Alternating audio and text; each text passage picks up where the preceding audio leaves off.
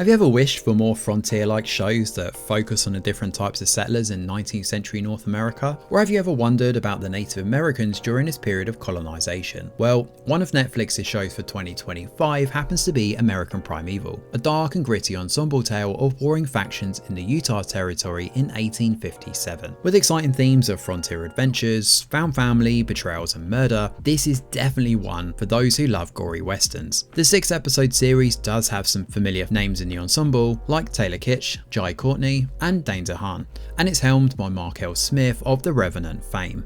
With a writer who's known for dabbling in the western genre successfully, does this miniseries prove a worthy addition? Well, American Primeval Season 1 begins with the misadventures of pioneers, outlaws, Native Americans and the Mormons of 19th century Utah. While the Shoshone tribe struggles to keep control of their land, Brigham Young plans to make it a Mormon territory with the help of his illegal militia. Caught in the unfortunate crossfire is the Mormon couple Jacob and Abish Pratt, who are separated after a mysterious attack on their group. Meanwhile, Sarah Rowell and her son Devin hope to make it to Crook Spring further west, while bounty hunters are after them. After the mysterious attack, which also targets the Rowells, Isaac, a recluse, is forced to help them and a native girl who befriends Devin. For lack of a better description, American Primeval is not bad, but it's not particularly great either. It doesn't even begin to give time to marinate and really get into each of the storylines. Season 1 could have easily caught attention by exploring Isaac and Abish's dynamic, for example with the Shoshones, Sarah's dangerous past, or even the extent of Brigham Young's influence. On top of that, the technical execution of the finale is pretty strange. Now obviously we're not about to reveal spoilers here. While it intercuts between the different storylines in the previous episodes, the finale opts to finish one storyline after the other.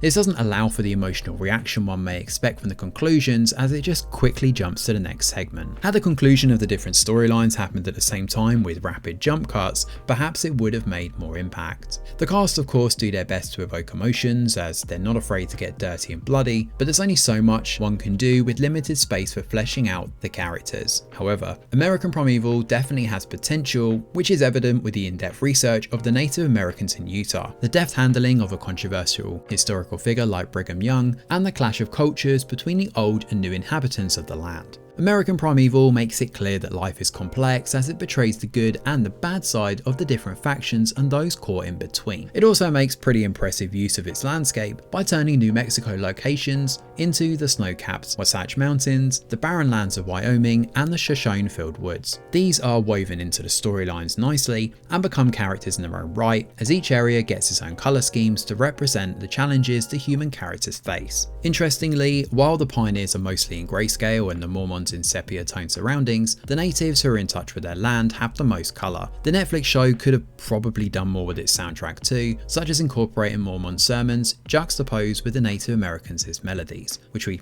do hear occasionally, but we'll let that pass as the dark and depressing plot doesn't call for much music. All in all, American Primeval is a gory and ambitious undertaking that unfortunately fizzles out in the end. Had it taken on a traditional series format with a longer duration and multiple seasons, it would have probably done justice to its story. Thanks for watching, and do let us know your thoughts in the comments below.